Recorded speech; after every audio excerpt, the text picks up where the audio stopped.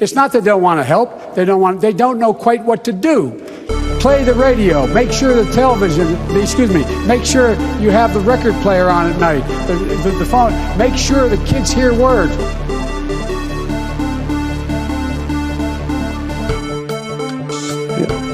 I eat extra sharp. That's what I eat.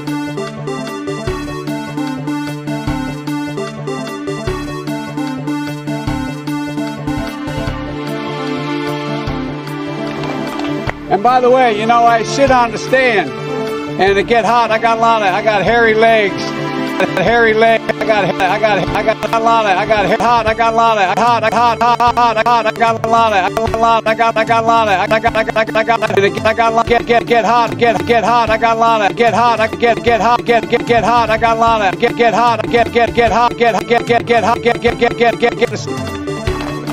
And by the way, you know, I sit on the stand, and it get hot. I got hairy legs that get hot. I got hot.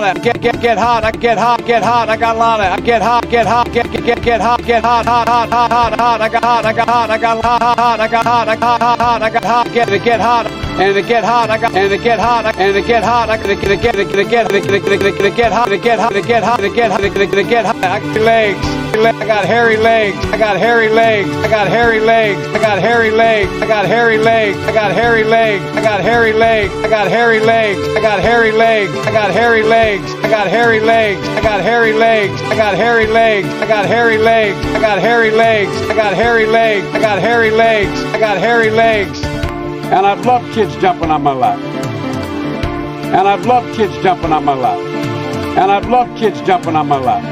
And I've loved kids jumping on my lap. And I've loved kids jumping on my lap. And I've loved kids jumping on my lap. Kids jumping on my lap. Kids jumping on my lap. Kids jumping on my lap. Kids jumping on my lap. Kids jumping on my lap. Kids jumping on my lap. Kids jumping on. So I learned about roaches. So I learned about roaches.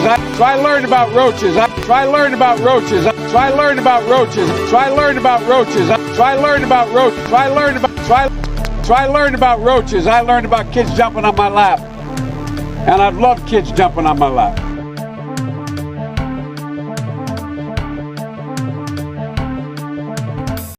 They're coming all over the place. They're coming all. Coming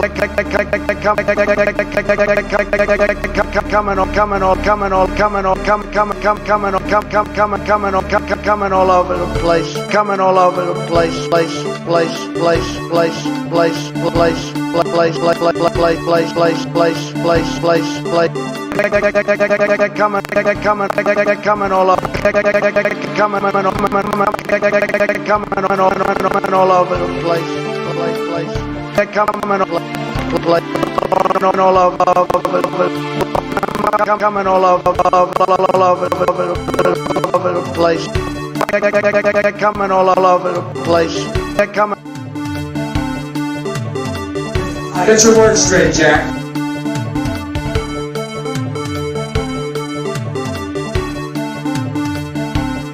And he's like this, and we were, and he's like this, and we were,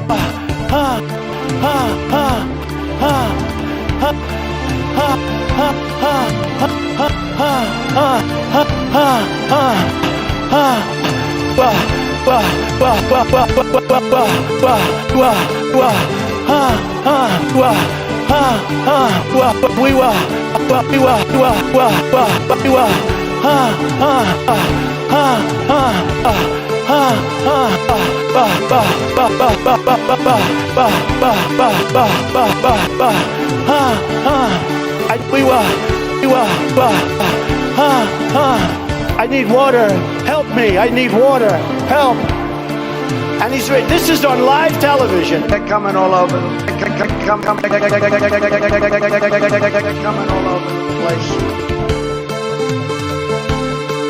There's an old saying in Tennessee, I know it's in Texas, probably in Tennessee, that says, fool me once, shame on you. If fool me, we can't get fooled again.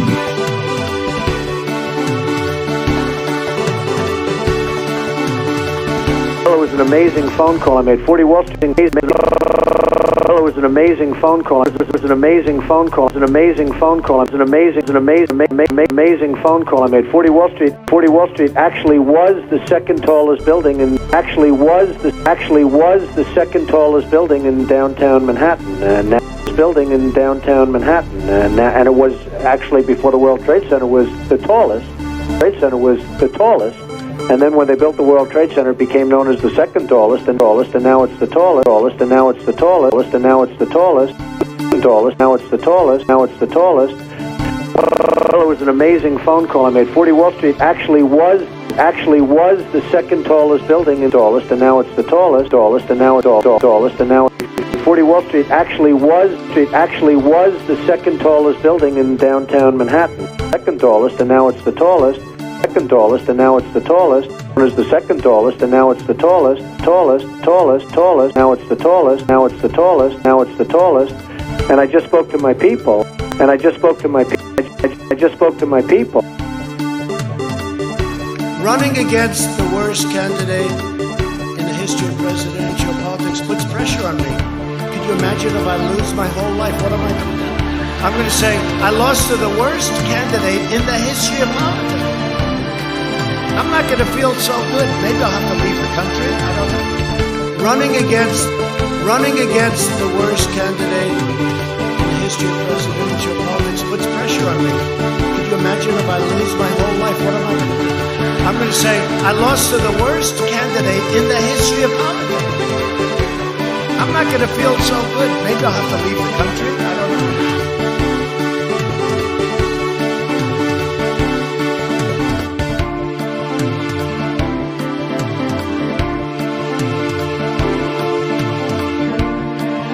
You will file articles of impeachment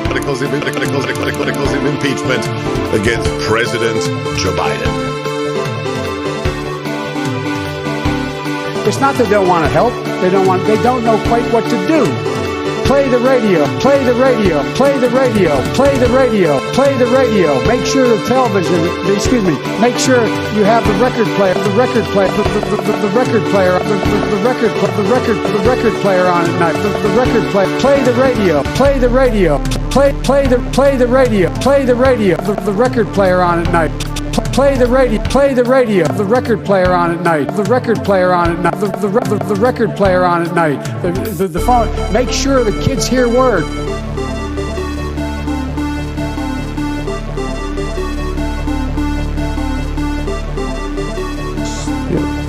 I eat extra sharp, that's what I eat. I eat extra sharp, that's what I eat.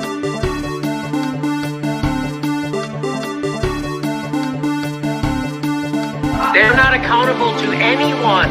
I get 10 to 12 million views a month. Honestly, Sam, if I could just get the sentence out. Progressive audience, they won't come out I and dress talk about Jimmy Dore can go and kill 15 kids tomorrow. Jimmy Dore can go and kill 15 kids tomorrow. Jimmy Dore can go and kill 15 kids tomorrow. Jimmy Dore can go and kill 15 kids tomorrow. Jimmy Dore can go and kill 15 kids tomorrow. Jimmy Dore can go and kill 15 kids tomorrow. Jimmy Dore can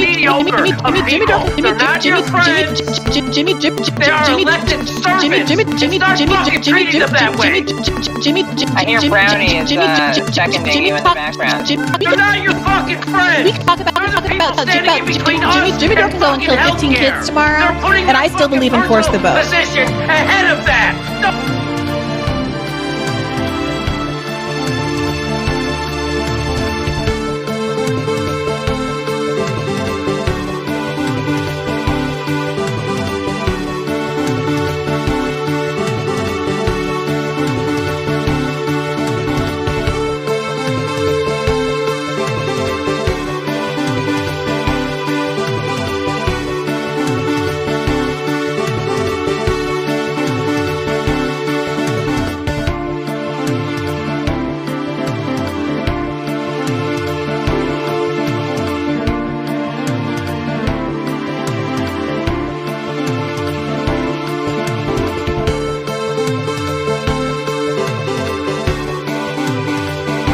Wear masks like him. Every time you see him, he's got a mask. He could be speaking 200 feet away from it. He shows up with the biggest mask I've ever seen.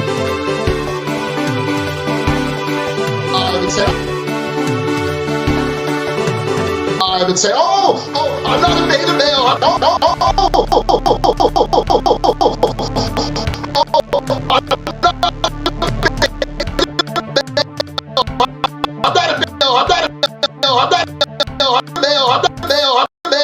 beta male. You know, you're a beta male. Beta!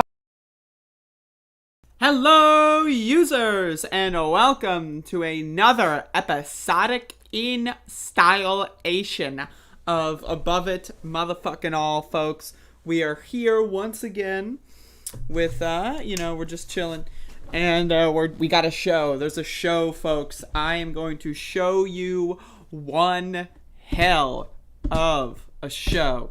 So, it's interesting, right? Like, I do all of my shows improvised, right? Like, I maybe will have stories pre-selected sometimes, but all of my commentary is improvised. I never know what I'm gonna say. So it's totally possible, anything could happen on this show. This could be like a legendary program. I could be like having some greatest hits, like home runs as far as some content goes. And it starts with me just sitting here doing nothing. So hopefully y'all enjoyed the introductory experience. I enjoyed the introductory experience. I've been having a lot of fun with that. I need to get more sound drops, so y'all need to start sending me some sound drops. Just kidding. Y'all have been sending me sound drops. I just don't look at them because I'm a lazy fucking piece of garbage that should probably kill myself. So, anyway, drink some coffee. Alright, folks. Woo! Alright, that's right. This is my fourth cup of coffee. That's right, folks. My fourth motherfucking ass, son of a bitchin' ass, cocksucking ass, motherfucking fuck shit ass, bitch ass coffee.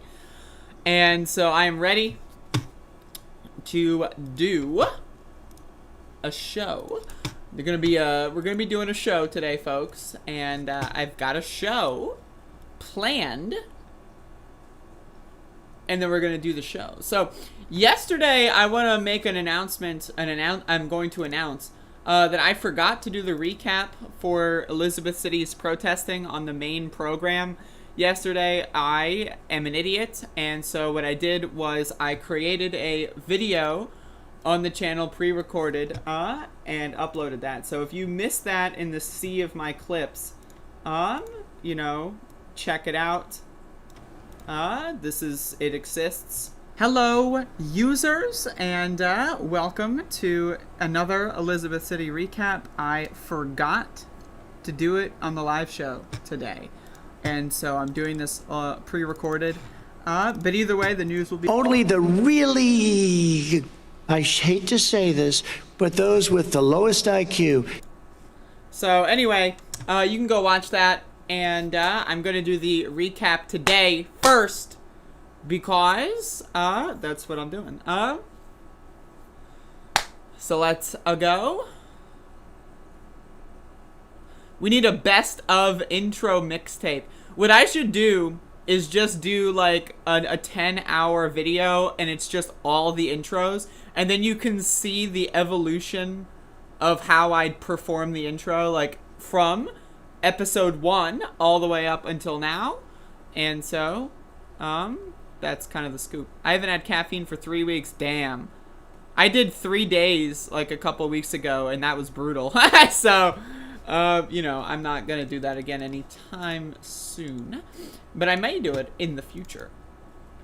But anyway, alright, so yesterday, that's right, folks, it's a day that exists, and that was yesterday. Can you imagine how many times have I said yesterday on this show? Like, yesterday. And every single time I say it, it's a different day. Like, yesterday is referring to a different day every single time. So, it's just incredible. There is no best of intro. There is only kill yourself. Whoa, whoa, whoa. But we got some, whoa, wow, wowee. Woo, holy mackerel. Anyway, so yesterday was day 118 of protesting in the city of Elizabeth City, North Carolina.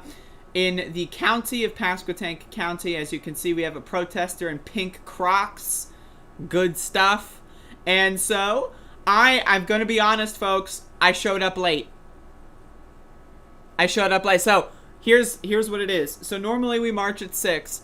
I forgot that on Sunday we had decided to march at 5:30 because the county commissioner meeting is at 6 o'clock. So, I left my house at 5:30, and so I caught them halfway through the march. So, I'm so sorry, folks. I fucked up. But either way, we also did another march after the county commissioner meeting. And so I want to get into the county commissioner meeting because Lord have motherfucking goddamn mercy. And so when we walk in, this is video here of this is video. I think there's a video here. So we walk in, and who do we see? Whoa. All right. So we walk in, and who do we see at the door of the meeting? That's right, folks. A wild Sheriff Tommy Wooten has been spotted, looking fly, looking sharp, got a new haircut going on. You can see his ear and the sideburn ratio is a little like there's a big gap there. That's strange. I don't know why that exists. But he shows up, he's there, and then I say hello, and then he says have a good day, and then he leaves. And so we got a wild sheriff spot, sighting. And so now we had a lot of folks at the... Now, I just want to also say, these motherfuckers here, let me get a different video clip. So that guy has a Trump hat on. I'm going to be honest. I really felt like I was on an alien planet at the county commissioner meeting yesterday. I really felt like I crash landed on an alien planet because there were a ton of old white people. This one has a Trump hat on. And they all stood up and talked about, I love the sheriff. We have protests that are very mean and saying insulting things. I hope to God, I can only hope to God. I don't believe in God, by the way, but I can only hope to God that they're referring to the insults that I give them. Because I have been on my show every single day calling Tommy Wooten a bitch face, motherfucking asshole, fuck face, right? Every single day for the last 118 days. So I hope to God that they have seen my content in regards to Tommy Wooten. So, they spoke a little bit. I might upload this full video, but like there was a lot of, there was a lot. I was having a real one. So we had first an address by the health department about the COVID-19 outbreaks going on with in regards to the Delta variant, and they showed us some numbers. And also, no one in this entire room besides like 5-6 people had masks on. Wait for it. Including the health person. The person from the Department of Health went up to the podium, talked about how we all need to wear masks while in a crowded room with no mask on. Again, crash landing on an alien planet. It was certainly bizarre. And so we got through that, and the TV kept like cutting in and out. It was really funny. Like, I don't know, they can't... Oh, the wire that goes from the computer to the televisions just somehow, it was the final boss round. So she kept referencing data and charts, and it's just... It wouldn't show up. It wasn't there. So it was really funny. But anyway, so these folks here, I want to discuss these folks. So these folks are known as the Pasquotank Pack. And now, they're all the same person, so forgive me. But I think it was this one. I'm pretty sure it was this one. We were, fellow protesters and myself, were walking toward the courtroom where the commissioner meeting is, where it takes place. And they called us, one of us, a bitch. Now, I don't know who they were referring to. I'd like to assume they were referring to me because I'm a narcissist.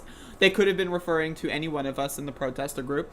But I'm pretty sure it was this one that called one of us a bitch. And so this is the Pasquotank Pack.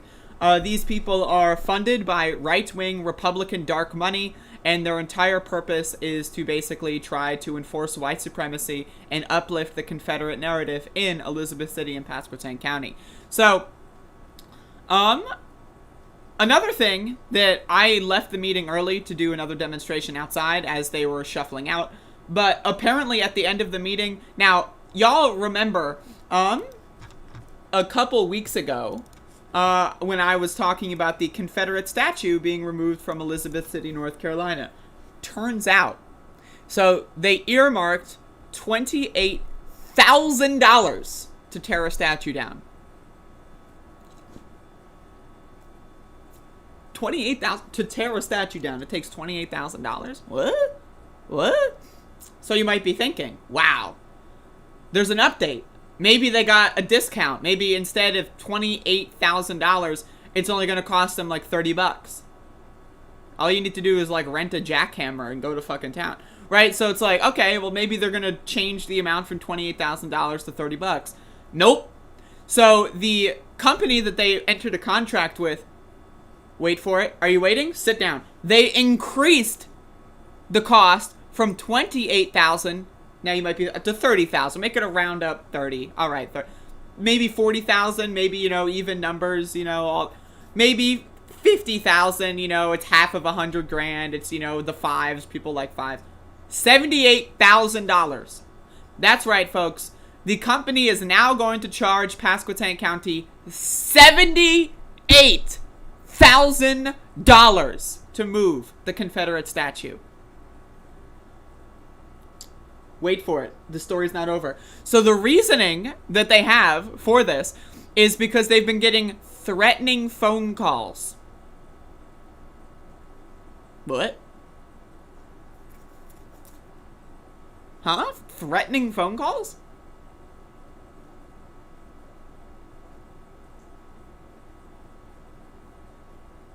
Now, who would be threatening a company that is removing a Confederate statue? The KKK, maybe? And also, all right, you got threatening phone calls. What's the extra money for? It's like, oh, give me an extra $50,000, and I'll just forget that the threats happened. Like, if your life is being threatened, is your life worth $50,000? I'm like, what? Okay, so the KKK is calling this company, basically saying, "Don't you dare take down our daddy, boo." That's basically what they're saying. And the company is now raising $28,000 bid that was already approved. It was already earmarked. The money was already in transit. It is now $78,000. So I wish I got that on tape, but I left halfway through the meeting to do a protest demonstration outside. But either way, that's basically the gist of what happened. I want to play this segment as well because it was really good. Now, the audio here is not great because I'm in the back of the room. Maybe next time I'll get in the front. So bear with me here on the audio levels. To get the people what they asked for. This is the audio. He stood before a judge and asked, said, "Hey, give them the videos." They still are very rude. Can you hear this? That man.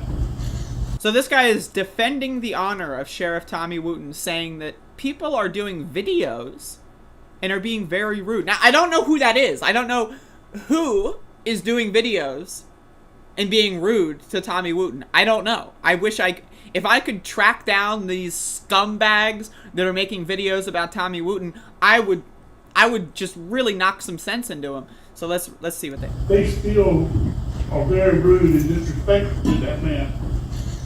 As well as your city council. If y'all want community to come together, well, let's see what we can do about city council. We'll never come together as long as we are having... So the reason this guy dislikes the city council of Elizabeth City is because of the Black Lives Matter street mural.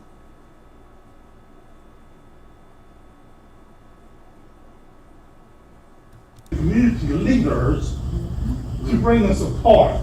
That'll never happen. I know you said, and I read... Wait for it. Folks, I need you to, if you're in a car, pull over. Put your seatbelt on. Put your finger on the airbag trigger, because you're going to need it. Just wait for it. I'm a county manager. Thank you. Tried to sit and had lunch with Freeman. Well, that's all good and dandy until they get back and they talk about what he done, and they backstab, and they talk. I'm not trying to down anybody except for what the truth of the matter is. When we have a council up degrading our sheriff's department and helping with the NAACP or anybody else. Okay, so let me get this straight. The city council of Elizabeth City is helping the NAACP. Holy shit! And I use the NAACP because that seems to be a real rivalry here right now. I like black people. My first wife was a black girl. You know, so there you go. So this guy is going up there saying, I love black people. And I'm going to be honest, all of us in the back of the room, we just burst out laughing instantly. Like, I mean, like, I literally, I'm sorry, but like, I will rewind. Seems to be a real rivalry here right now. I like black people. My first wife was a black girl. You know, so there you go. I'm not. I gotta go. So, folks, I will consider uploading that county commissioner meeting. I have to do something with the audio levels, but I will. If anyone wants me to upload that, there were a lot of really good moments during that shit, and so I'm actually, you know what? Let me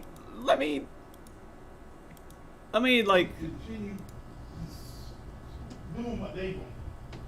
We need to be Black So he said, I like black people, but they're a little uppity, and everyone erupts in applause.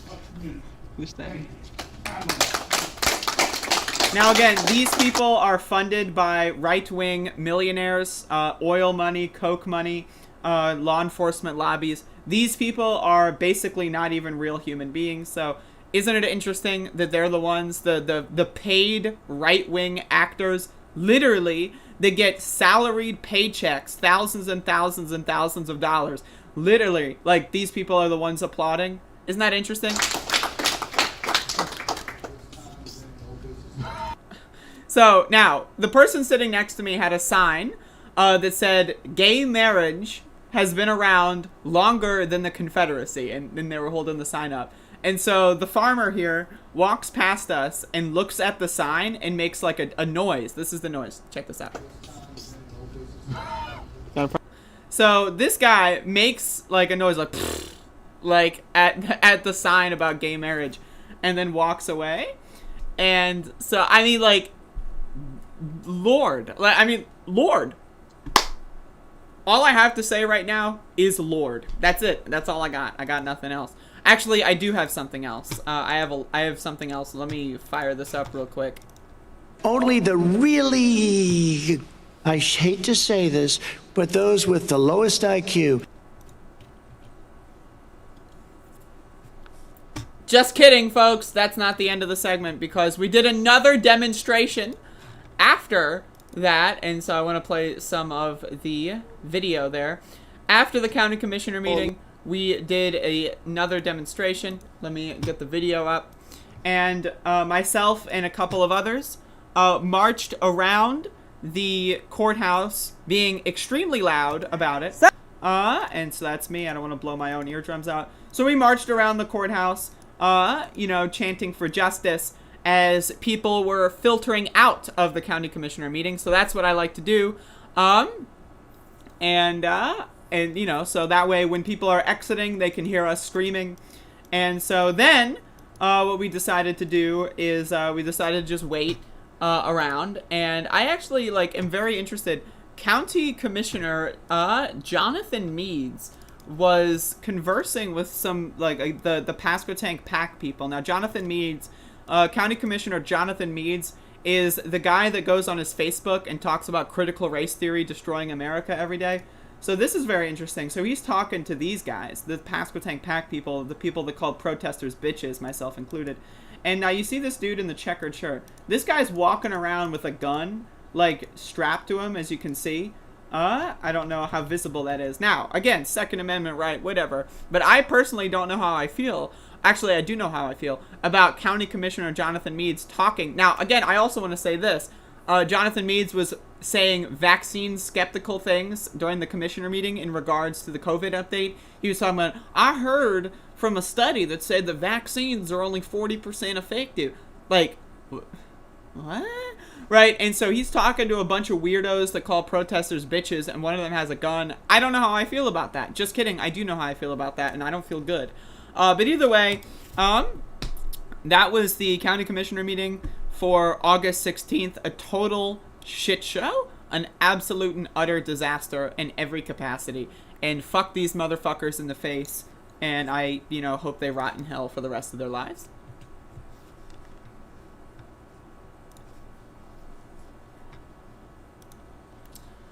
Damn, folks. That was a classic segment right there.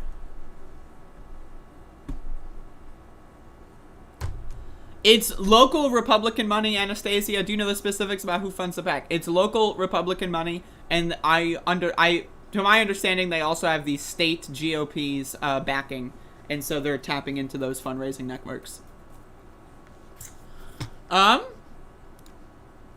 Folks, I'm gonna be honest. We got a show here. There's an actual show going on.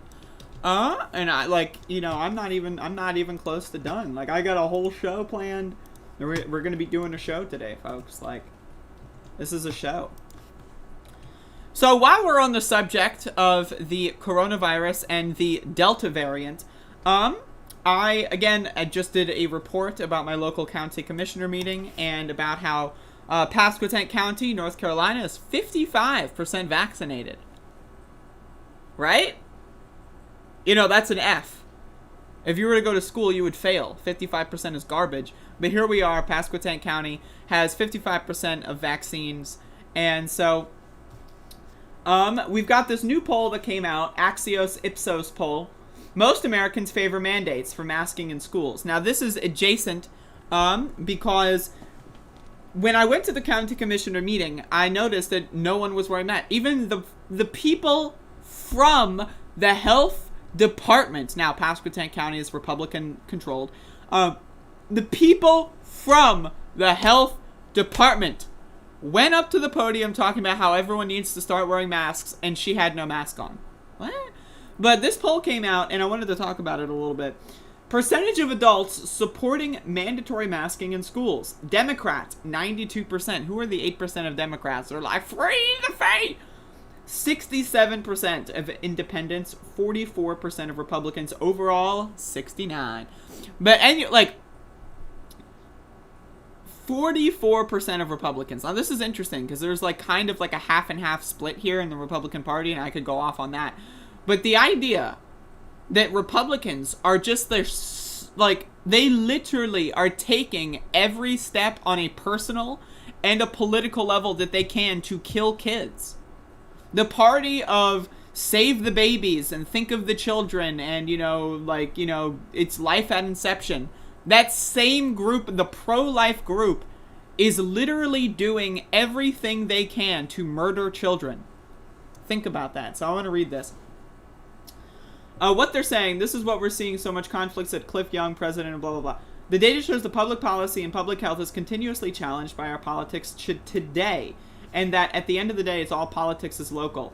Overall, 69% of respondents support their local school districts requiring everyone, including teachers, students, and administrators, to wear masks in schools, but that was true for just 44% of Republicans, compared with 2/3 of independents and 9 in 10 Democrats. 64% of respondents support state and local mandates requiring masks to be worn in all public areas. Just 1 in 3 Americans support state laws prohibiting local governments. So 33% of Americans support the bizarre mandate bans. What? But that number makes a big partisan gap. 57% of Republicans support those laws compared to just 16% of Democrats support Greg Abbott and Ron DeSantis' bans on mask mandate. What? 55% of Americans support companies requiring all employees to be vaccinated to return to the workplace. That's nearly 8 in 10 Democrats, but just 3 in 10 Republicans. Just half of respondents said their employers are requiring masks to be worn at work, and 16% said their bosses are requiring all employees to be vaccinated. This is another thing. While most people across party lines knew the facts, Republicans were disproportionately likely to answer incorrectly or to say they didn't know. A jarring half of all respondents either said there's no evidence that wearing masks in schools give children more protection against COVID-19, or said they don't know.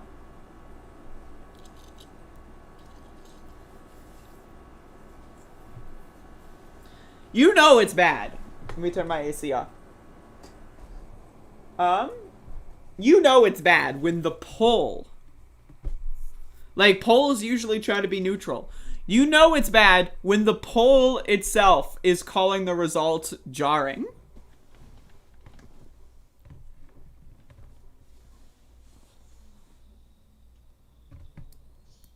You know that you are in for a fucking heaping helping of cringe when the supposedly neutral polling place is calling half of the respondents jarring.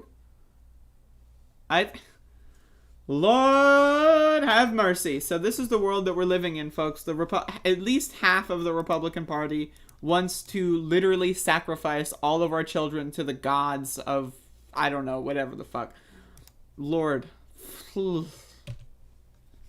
But you might be thinking,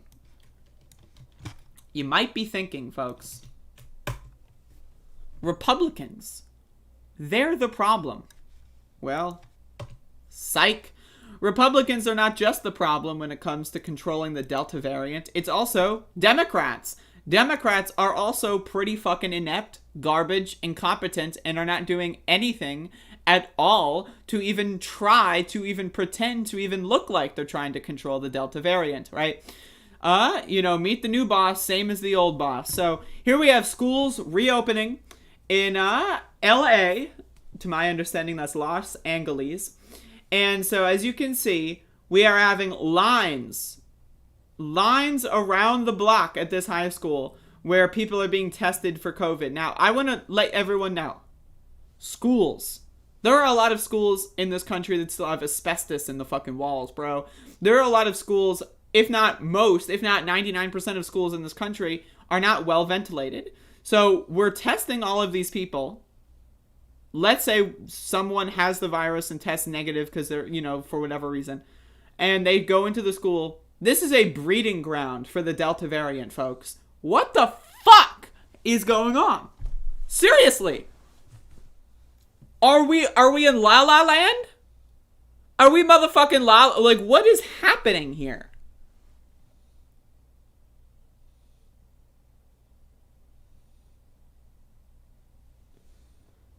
Like,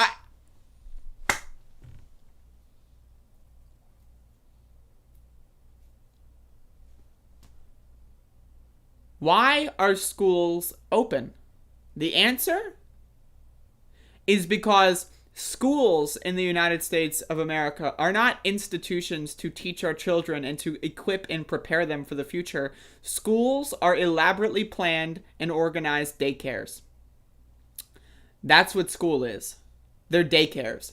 And why would you need your children to go to daycare? So that you can go and work and be a good little drone? So the school prepares you to become a drone, and then you become a drone, and whoops, you have your own kid. I say whoops because why would anyone plan to have a kid nowadays?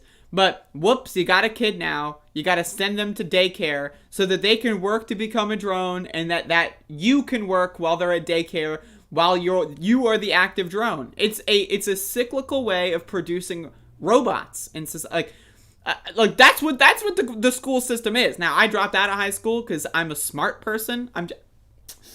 It's because I'm smart, folks. But again, why else would we have in-person schooling in the middle of a pandemic?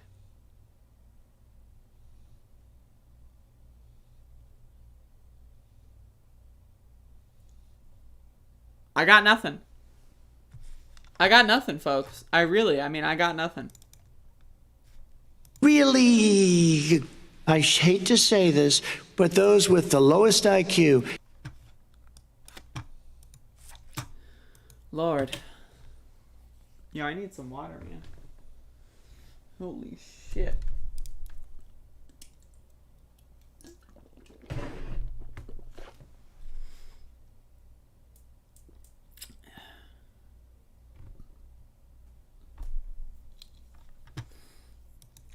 Alright, folks.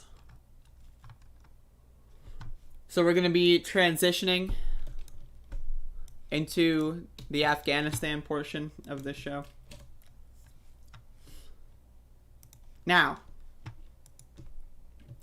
I am not a professional, but I'm going to go out on a limb and assume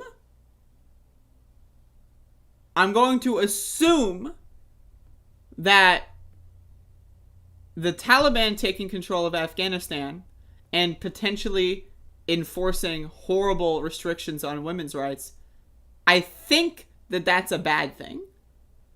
So with that being said, let's see what Tucker Carlson has to say on Afghanistan. But first, since Kabul has just fallen, it might be worth asking the most obvious question of all. Why did the Taliban win? How did the 6th century triumph over the 21st century? There are indications that the single most notorious and reviled government in the world, primitive... Can someone tell me the 6th century? Folks, in the 6th century, for those of you that don't know, the Middle East was the intellectual capital of the world, the scientific capital of the world. In the 6th century, Europe were the dumb motherfuckers talking about God and Jesus and all that stupid ass fucking horse shit. So I'm just like, what? First of all, also, I don't think they had AKs in the 6th century, but that's just me. People famous for their brutality, rigidity, and humorlessness are more popular in parts of Afghanistan than they were when we expelled the mullahs from Kandahar 20 years ago. They don't seem to be less popular. So how did that happen? What's the answer? We ought to pause to think about that. Let's not just blow past it like it was an act of God. It's not. What is the answer? Well, countries are very complicated, all of them, so there are likely many answers. But one of those answers may be that the Folks, brace for impact. Population of Afghanistan has firmly rejected what our leaders were selling it over 20 years. It turns out that the people of Afghanistan don't actually want gender studies symposia. They didn't actually buy the idea that men can become pregnant. They thought that was ridiculous. They don't hate their own masculinity. They don't think it's toxic. They like the patriarchy. Some of their women like it too. So now they're getting it all back.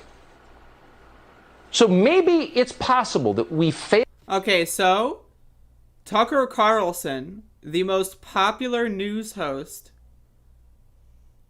on cable news, is pro-Taliban. All right. Failed in Afghanistan because the entire neoliberal program is grotesque. It's a joke. It's contrary to human nature. It answers none of our deepest human desires. It is merely a performance. You know what else is contrary to human nature? High fructose corn syrup. But I'd love to see what Tucker Carlson's refrigerator looks like. Staged for the performer. It's not even supposed to improve your life. It's ridiculous. And ideas that ridiculous. So when he says your life, obviously he's not referring to women. He's not referring to queer people. He's not referring to any minority. He's talking to the white guy sitting on the couch with his fucking 6-pack halfway through with the cans fucking crumpled up by his fucking ankles with his lazy boy fucking flung up in the air. That's who he's talking about right here. Ridiculous can only be imposed by force, only with armed men at gunpoint. The moment these ideas are not mandatory, the second the troops withdraw, in fact, people tend to revert to the lives that they prefer to live. That may be the real lesson of Afghanistan. Let's hope our leaders notice it. So Tucker Carlson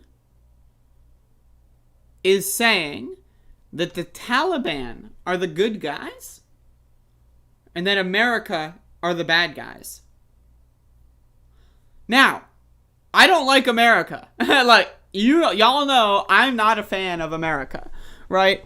That being said, I'm also not a fan of the Taliban, right? Now, I also would just prefer we don't interact in that region. I would prefer that we, either the options are option one, spend trillions of dollars to help them get their everything good to go, which, by the way, requires trusting the people in charge of that plan, which certainly aren't going to be people like me or that think like me. Or option two, we get the fuck out. Right? And so I prefer option two over option one. Now, if you give me the magic wand, right, and I go like, all right, I'm going to plant fucking trees all across the globe. I'm going to free all the cows and the pigs and the chickens. I'm going to freaking free the elephants. And then maybe I'll, save the world and give everyone free rights and all that. Right? But that's not going to be the case. So I think we should just get the fuck out and let them do what they want to do. And if they choose, if people in Afghanistan choose to live under those kind of societies, that's their decision. I disagree with it, but also I don't live there. So the thing is, like, I really, like, so the disaster, like, let me get this. So, like, Biden failed by letting the good guys win. How is that I'm going to turn my air conditioner back on. How is it a fail? Okay, so the Taliban in Tucker Carlson's world are the good guys.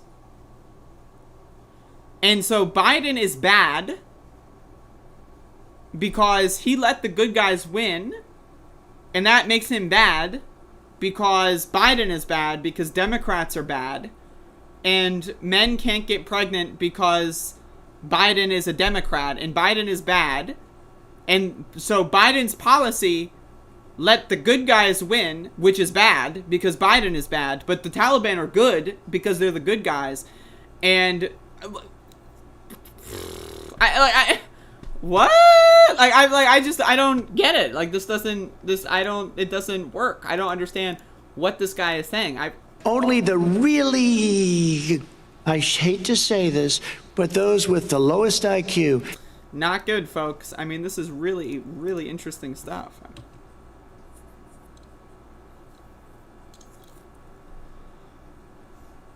Yo, Gabriel, do you want to come on the stream and do a live debate?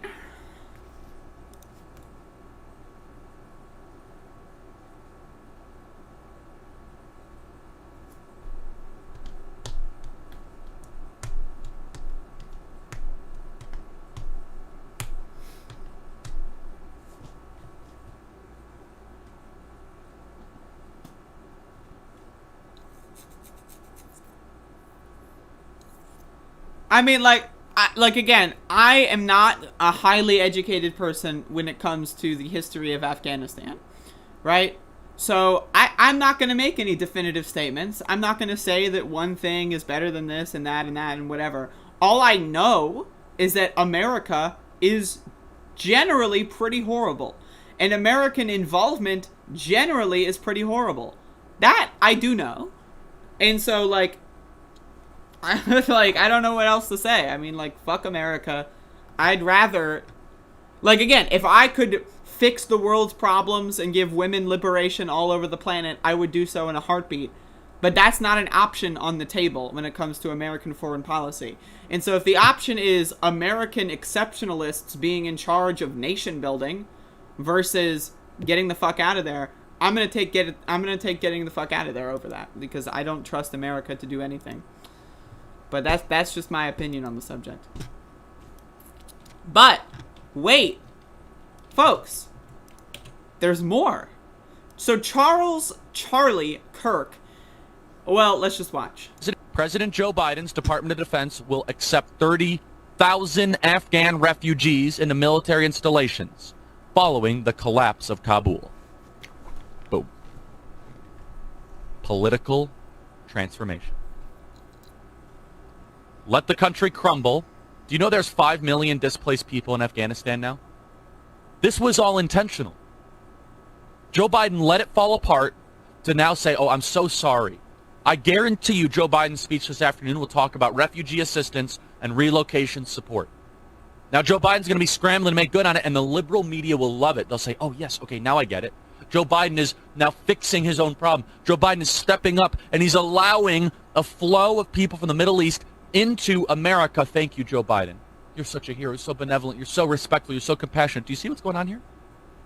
What's going on here is Joe Biden wants a couple 100,000 more Ilhan Omars to come into America to change the body politic permanently. We're playing checkers, and they're playing chess. Only the really, I hate to say this, but those with the lowest IQ. This is incredible. Like, first of all, I love that Charlie is admitting that that Biden is way smarter than the entirety of the Republican Party. Like, we're playing checkers, they're playing chess. All right, you're admitting basically that you're an idiot. Second of all, if your first reaction You just might be a psychopath if your first reaction to a refugee crisis is, oh, how are these people gonna vote in our elections in 10 years? Instead of, holy shit, these people need help, let's help them. Like, imagine, like, someone is, like, drowning and they stick their hand out of the water and you're thinking to yourself, is that, like, are they well tanned, or is that, like, someone who isn't a white person? How are they going to vote in the next election if I save them from drowning? I'm getting a lot of juice out of this one, but... Only the really, I hate to say this, but those with the lowest IQ. And also, like, the Ilhan Omar name drop, I just, like... What is, like, what is, like, like, does anyone know? Does anyone know what this is? Like, like, what is this? Like, I'm looking at a monitor of some sort of display that I can see, but I don't know what this is. Like, this is a collection of information that is being beamed into my brain via my eyeballs. And my brain is like, I don't even know what this is. I don't know what is this. If your first reaction when someone calls for help is, I wonder how they're going to vote in the next election.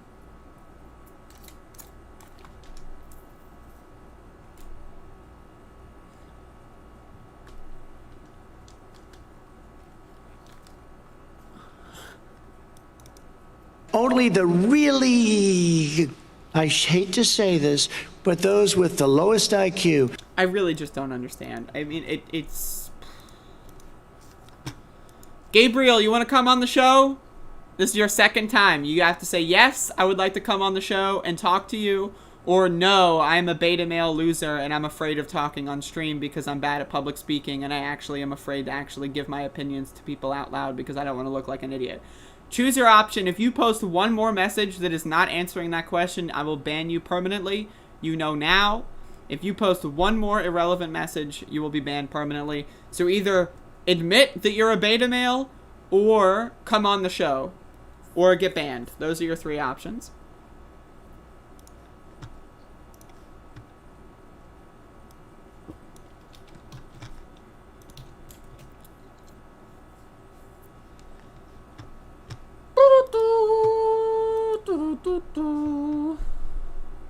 Beta.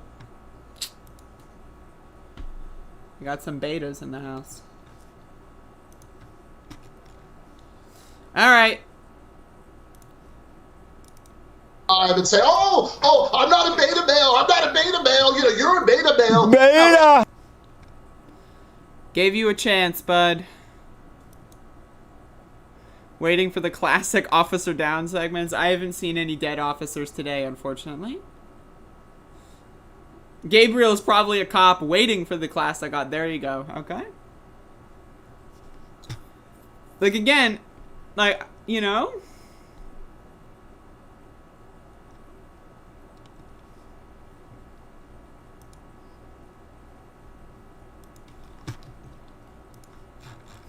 I don't even. Motherfuckers are betas. I really don't even know what to say. But anyway, let's read this. Let's read this. All right. Baltimore police can no longer earn overtime while on vacation, ending a practice that has cost taxpayers. Now, you might be reading this, you might be listening to my words, and you might be saying to yourself, overtime on vacation.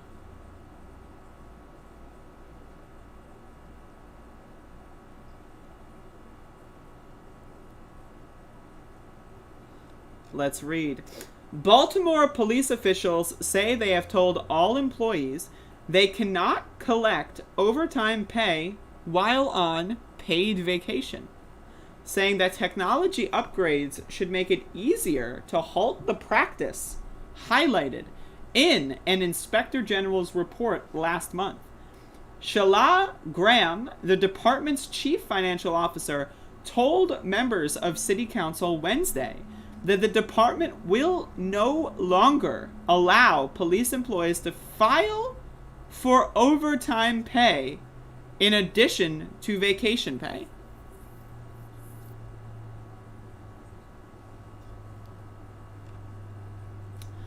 Baltimore officers on vacation have been allowed to also work extra duty shifts at overtime pay rates of time and a half or more, a Baltimore Sun investigation showed. Many officers use that policy to rack up tens of thousands of dollars in paid overtime, with 5 officers each logging more than 2,000 hours of overtime in a single year. So what they're doing is they're on vacation, and they say, I'm bored. I just beat my wife, and she's passed out on the floor bleeding. So let me maybe go patrol around the streets and see if I can steal any weed from a bunch of black kids and send them to jail. And so then they get paid overtime for that instead of just regular time because they're already getting paid vacation.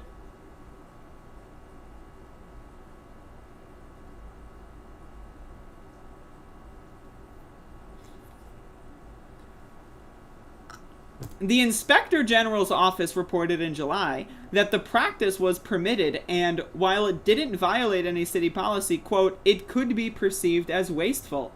What our policy going forward clarifies is that it's no longer permissible practice from here on out, said Eric Mellon Kahn, the chief of staff, to the police commissioner. Police spokesperson, blah, blah, blah, I don't care. The department faced scrutiny Wednesday from the City Council's Public Safety and Government Operations Committee during a hearing about the practice. The city has struggled to rein in police overtime spending, spending $12 million over budget in the last 2 fiscal years combined, according to the report. Prior to the Sun's investigation, the department was spending nearly $50 million a year in overtime, according to the department budget records.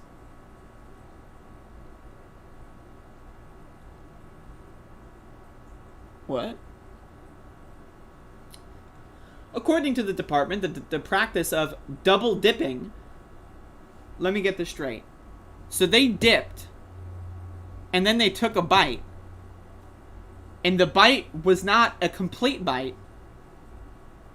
And then instead of taking a second bite, they went in and they dipped again. I like, to me, I really, there's no way to explain this. On overtime and paid vacation costs, the department an average of about $300,000 per year.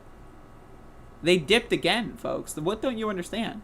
What kind of animal dips again? The department's previous payroll system, developed and managed by New Jersey-based automatic data processing, allowed for officers to file for both overtime and vacation pay without a precise way to identify when it happened. I do think in the case that we have here, a lot of what was allowed to occur has a lot to do with the fact that the ADP system was very permissive in this ability to do that.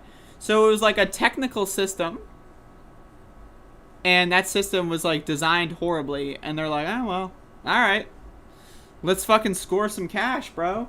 I mean, again, like, do I need to read the rest of the article, or do y'all understand what's going on here? Cops suck. They steal money from taxpayers, and they do nothing. We get nothing for that. Like, seriously. And, like, if there's any cops watching in Baltimore, next time, just take one dip and end it. Because we don't need this shit. This is unbelievable. We don't need to see your double dipping Dinky Donuts ass going out there and just, like, ruining people's lives and getting paid time and a half for that. That is not necessary. Like, it's bad enough that we're paying them time, let alone time and a half, let alone double and 3/4. This is bizarre, folks. I really just, like, it's a racket. They are stealing money from you, and you are not reaping the rewards of this money. Imagine that $300,000 could go into community gardening programs, right? It could go into, like, nutrition studies so that people can learn how to fucking eat properly, because no one in this country knows how to eat properly. 92% of Americans don't have a proper diet. But, like, imagine the things $300,000 a year could go for. Like, $50 million total or whatever it is. Like, you could create, like, a giant skyscraper that, like, you know, has billboards on it and then, like, generates ad revenue for the city, and that would be more efficient and effective use of dollars than paying these fucking losers. Like, you know what I mean? Like, again, you know, I've been getting a lot of gasoline and mileage out of this one, but Only the really, I hate to say this, but those with the lowest IQ. I just like, what?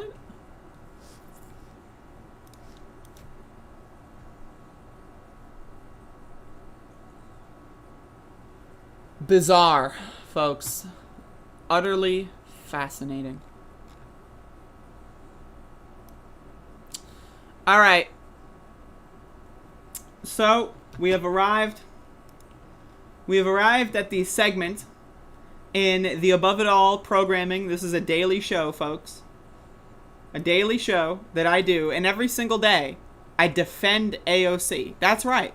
We're getting ready to attack the left. I am punching down on a podcaster that makes $30,000 a month. Myself, who makes $300 a month on Patreon. You're about to watch me punch down on someone that makes 100 times what I make on Patreon. That's right, folks. We're talking about Force the Vote. Brianna Joy Gray was apparently at it again. And so I got some clips here. I haven't watched them. I was told that they're good. And she was at it again, folks. So get ready for me to punch left. Me, an anarchist organizer who does direct action and local organizing. And I'm about to punch left on a corporate lawyer podcaster who's never organized a single thing in the history of things. So check this out, folks. Vote. Right. This was not something that needed particularly large reach. In the first instance, you just needed to get these 5 or 6 progressives on board. Then when the 5 or 6 progressives don't vote to confirm Nancy Pelosi as Speaker of the House, that penetrates. For sake. Now here, when there's weeks and rounds and rounds and rounds of voting because they can't get to a consensus, they can't get to a Democratic majority. This is again weeks of voting. Now first of all, I also want to say now let me like verify this. So I'm gonna go on the Bad Faith podcast, because the last time I checked, like, and just, you know, bear with me here. Okay, so all right, who is this person? You see this person over here? I cannot figure out for the life of me who this person is, because every time I watch the Bad Faith podcast, I only see one host, and that's this person, Brianna Joy Gray. So I'm trying to wonder here right now. So I need y'all to understand just how nefarious I am as a person. But either way, she goes on. Let's continue. Someone like me, or even more than me, someone like, you know, an unnamed podcaster is very easily written off as just naive or just hostile and driven by personality defects, and that's how the movement more broadly has been characterized. And the big brains on the left who kind of Sam, if I could just get this sentence out, we can talk about Jimmy Dore can go and kill 15 kids tomorrow, and I still believe in Force the Vote. Hold themselves out as insiders with know-how, have attacked the credibility of the plan fundamentally. And the credibility of the idea that one should ever exert leverage. And the idea that anytime Okay. So, because you didn't support, I was going to originally say a half-baked strategy, but it wasn't half-baked. It was like maybe, you know, like a 15th baked, maybe a 37th, sort of 36th. I don't know how numbers work that far out, but like it was like you opened the oven and you put it in, and you didn't even close the oven doors. The oven wasn't even preheated. Like, that's what I'm talking. Like, this strategy, literally, it did not exist. There was no strategy. Like, you know what I mean? So it's like I don't get like there was no strategy. It was like, force the vote.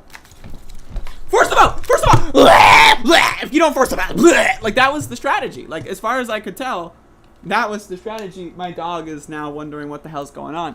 But as far as I can tell, that was the strategy, is scream on your podcast, force the vote, right? That was the strategy. That's not a strategy. And Breonna Joy Gray is extrapolating from the fact that people were like, huh? That was the response from everyone else. It was, huh? What? Force the vote.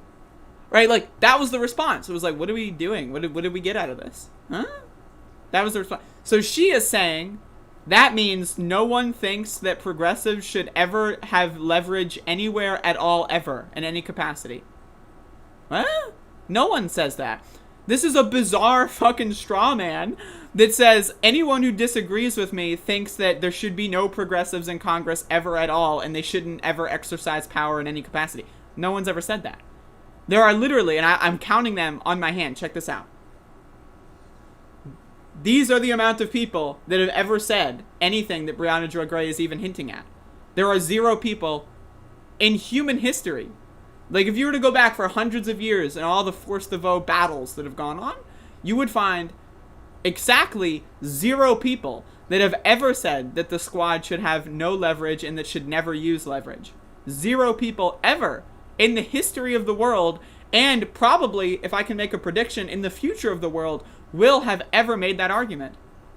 But let's check this out again. On the left, who kind of hold themselves out as insiders with know-how, have attacked the credibility of the plan fundamentally, and the credibility of the idea that one should ever exert leverage, and the idea that one should. So again, we're talking about force the vote.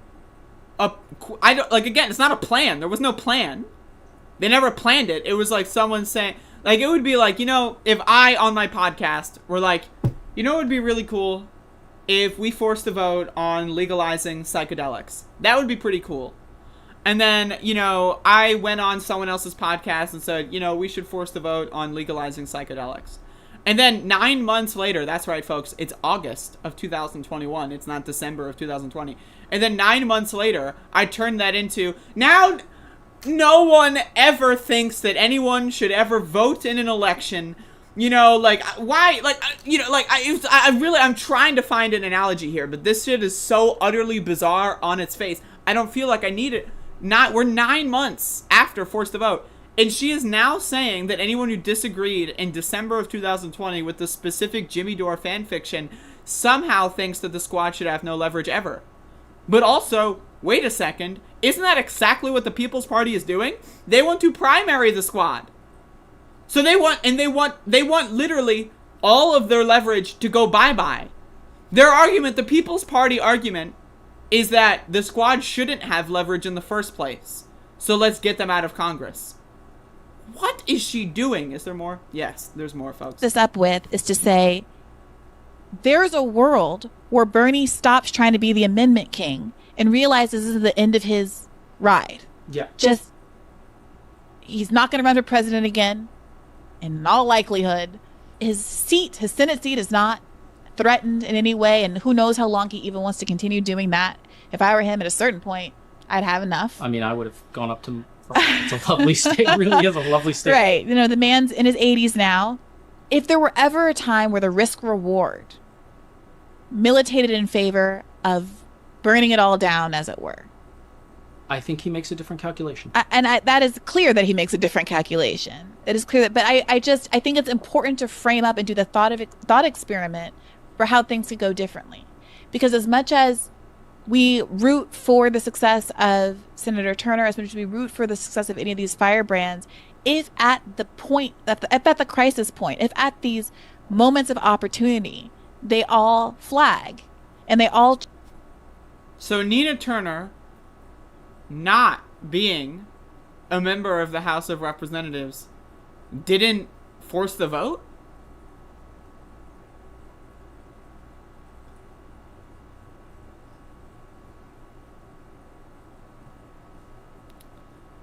So, if Nina Turner, someone who's not in Congress, can force the vote, why didn't Jimmy Dore, someone who's also not a member of Congress, force the vote?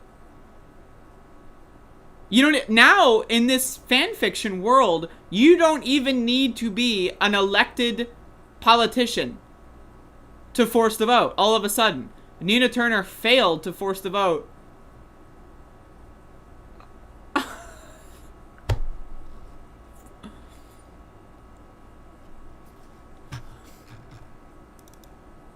Only the really, I hate to say this, but those with the lowest IQ, only choose to do the less ambitious thing, the thing that ultimately preserves the system as it is, then that's a choice and that's fine. But I would prefer them to advertise themselves as being that kind of politician, because there is a real appetite for a genuine, sincere radical. And history has shown us that without the existence of those radicals, the Bernie Sanders of the world aren't able to actually achieve anything. And we need to identify the radicals and support them as well. And right now, it just feels like a void. The point. Now again, I consider myself a radical. I am an anarchist. I don't even think electoralism is even, like, I think we need to spend time on it when it's necessary and relevant. But the people, literally, the Bad Faith Podcast's entire goal, the Force to Vote entire mission, is based on electoralism. That's their whole thing. The People's Party. It's all of the party politic. The party, the party, the party. My party's better than your party. I love the party. Party, party, party. I say, fuck that shit. Fuck your party. Fuck that party. Fuck all these parties. Let's get in the streets. Let's demand change. And let's camp outside the city council's office. Let's get thousands of motherfuckers to camp outside the city council's office so they can't go home. Until they fucking demand, until they pass things that we demand. That's something I'm advocating for. I'm advocating that we organize our neighborhoods. I'm advocating that, we form unions and organizations and we vote on things democratically and we find ways to get more people into the fold. We educate our neighbors. We provide food and rental assistance for our neighbors. We don't need the government. We can do this ourselves. That is a real radical. Now, in Brianna Joy Gray's fantasy world, a real radical is someone who's like, you ever heard of the People's Party? That, in her fanfiction universe, that's a real radical. Corporate lawyer says what? The really, I hate to say this, but those with the lowest IQ.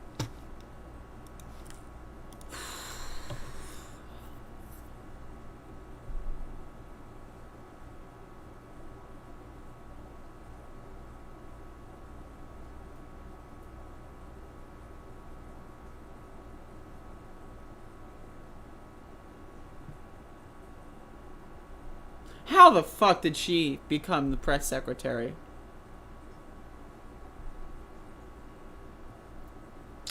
Reminder, I met Brianna Joy Gray on the night that all of our hopes and dreams died.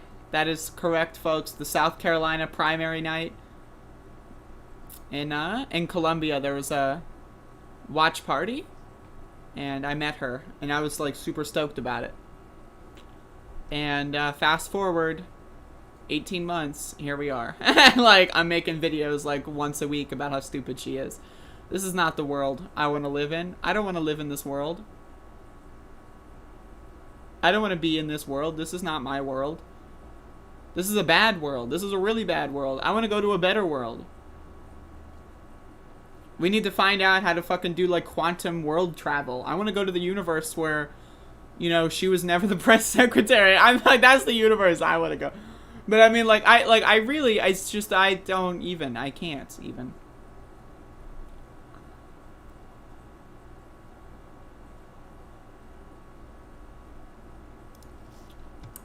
But wait. Folks, we all know. Now, I live in North Carolina, so I'm only going off of eyewitness testimony. I have a lot of people that I know that watch my show that live in West Virginia. And I just want to be very clear, I am not mocking West Virginia. I'm not mocking people that live in West Virginia. I am mocking one single West Virginian, and that is Paula Jean Swearingen. That's right, folks. So, she's at it again. I covered this, actually. I covered this tweet as a separate video. And then there was a follow-up that I didn't see until yesterday evening. And I have to make a follow-up. So, the other day I made a video about this tweet. A screenshot in hopes that it won't get lost in the Twitter noise. I fully supported you, AOC. Can you go back to fully supporting Medicare for All? And the screenshot is Jackson Hinkle, a trust fund baby loser, who isn't actually a leftist. He's like pro-war. He is a capitalist. Right? The guy's a loser. I mean, he's a loser and he's not a leftist. So I'm just throwing that out there. He did a search for Medicare for All from AOC's account history. And then, like, compiled, like, bizarre dates. Right? And that was it. Like, now we all know Medicare for All is a specific policy to achieve a single-payer universal healthcare system. Medicare for All is the policy. The goal of the policy is to achieve a single-payer system. That's the goal. So, and then we have this Twitter thread. She literally talked about it when she endorsed Nina Turner for Congress in March, campaigned on it for her in Ohio. She has mentioned it on TV appearances and Instagram numerous times. She supports Medicare for All. What is with this disingenuous attack on her? So why didn't she use her power to support Medicare for All while she was canvassing? There were marches all across the country.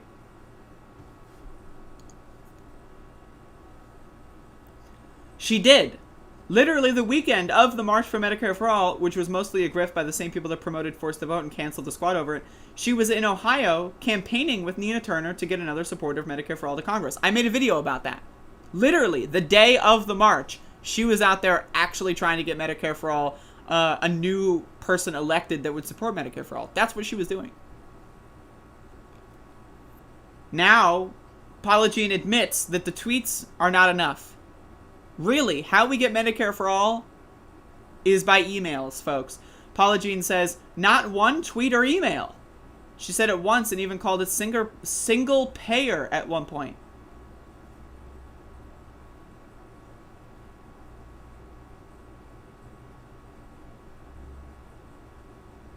Now, if you don't understand that, you're not alone, because I don't get it either. Is there a problem with calling it single payer? How far did that get us with the Obama administration? Right? And then how far does hanging on semantics ever get us? Paula Jean then says, it's not semantics, it's truth. Single-payer healthcare is language used to avoid providing comprehensive healthcare to everyone. I need some coffee. What? Again, I've been getting a lot of mileage out of this clip, but I gotta do it again, folks. Only the really, I hate to say this, but those with the lowest IQ. Folks, the truth will set you free. So, she obviously was mocked for this. Let's look at the quote tweets. There's me. And so, now, let's do an experiment here. And I'm gonna, do an experiment. I'm going to search Paula Jean's Twitter account for the phrase single payer. So, let me just do that real quick. Wait a second. Wait a second, folks.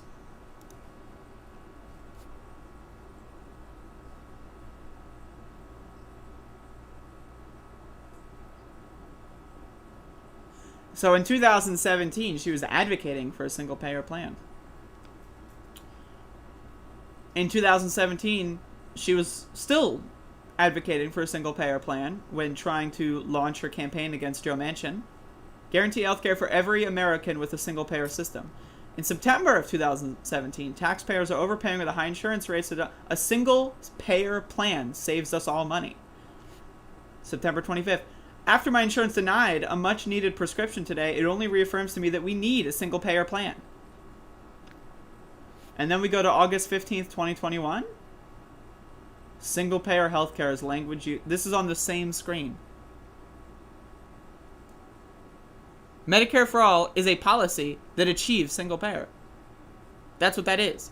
The goal of the policy is to achieve a single payer system. In the same way that, let's say I were to do a policy called put like, dogs for all. And the goal of the policy was to have a dog go to every household in America and to have vaccines that make it so people aren't allergic to dogs anymore, right? And that was the goal of the policy. And then someone said, why aren't you supporting dogs for all? Why do you keep saying we need dogs in every home and you need to cure dog allergies? Just support dogs for all. Are you understanding what I'm saying here? Like, does anyone get this? The goal of the policy, Dogs for All, the title of the policy is Dogs for All, and the goal is to put a doggy in every home and to vaccinate people against dog allergies. That's the goal of the policy. So if you are advocating for vaccinations against dog allergies and to put dogs in every home, right, obviously you would support Dogs for All. But I like the idea that you would say we need Dogs for All and not vaccinations against dog allergies. What? That's what the policy does. That's the goal of the So, what? And then but she goes on. So she gets relentlessly mocked for this, as she deserves. Again, I know that there's a lack of ketchup packets in West Virginia, and this is a huge problem. But then she replies, she decides, you know what? I need to extrapolate on my points. I've been misunderstood. So about 24 hours later, more than 24 hours later, actually, 36 hours later, she follows up. She doubles down. These points are 100% true. I have seen candidates nationwide say single payer just as an excuse not to support Medicare for all. Just like the ones that are beholden to dark money and tout their grassroots campaigns. We understand the language, but they hope most of the population doesn't.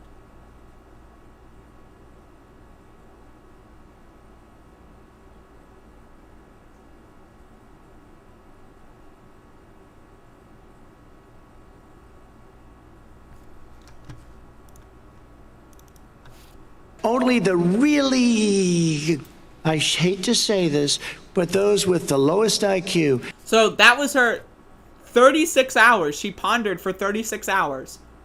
And that was... What is going on with Paula Jean? Like...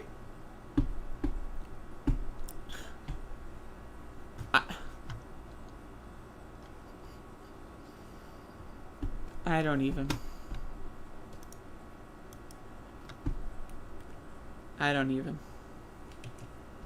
Anyway, folks, that's the show for today. I hope you enjoyed it.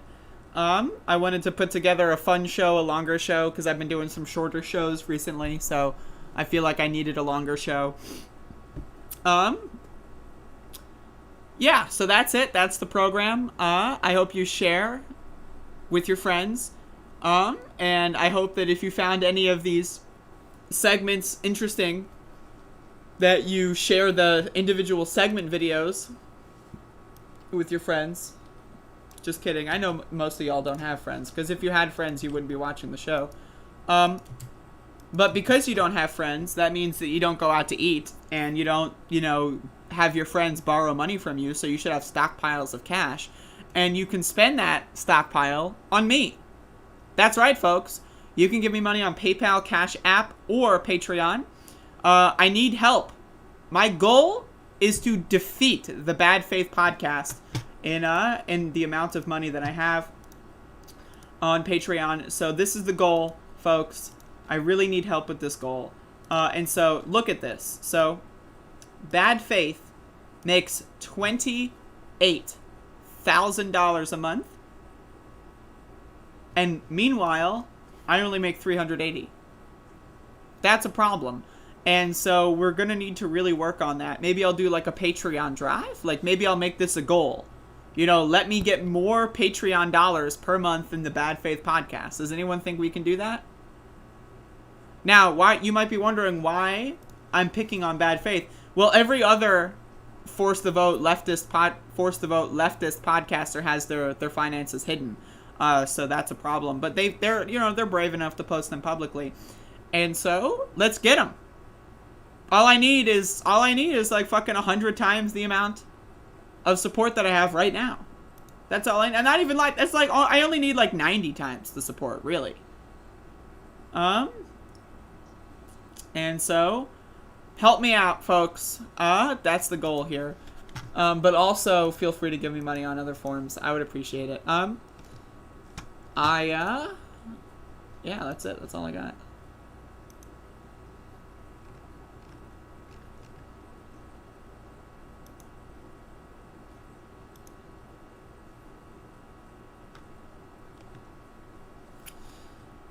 Yeah, I mean, if I were giving $14,000 to a mysterious person who doesn't even show up to work for God knows what reason, I would probably feel pretty bad about myself.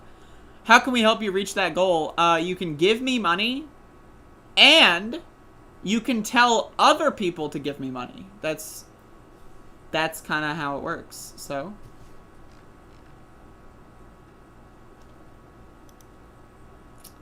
But either way, I'm out of here. I'm Gonzo.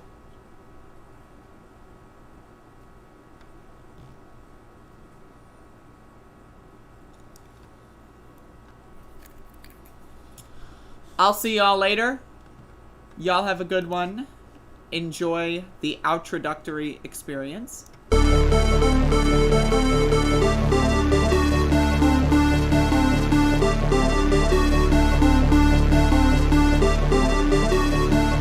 And he's like this, and we were, I need,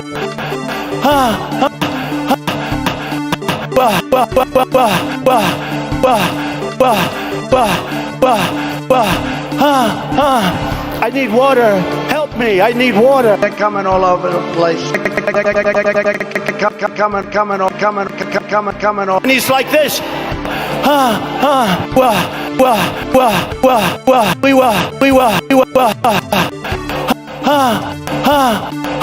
They're coming all over.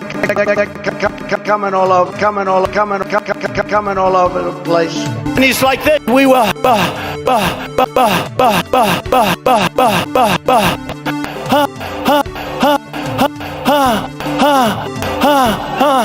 I need water. Help me. It's not that they don't want to help. They don't know quite what to do.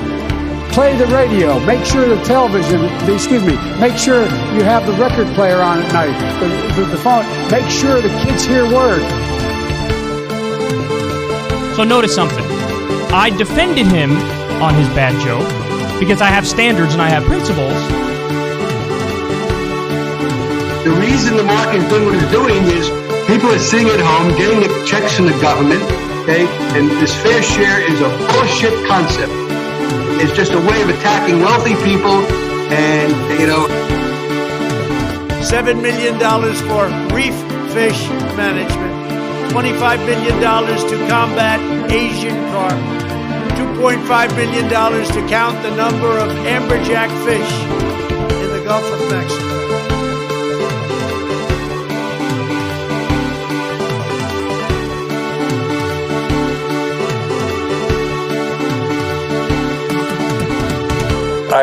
I admit to always improving. I eat extra sharp. That's what I eat. Unbelievable. We hold these truths to be self-evident. All men and women created by the you know the thing. I eat extra sharp. That's what I eat.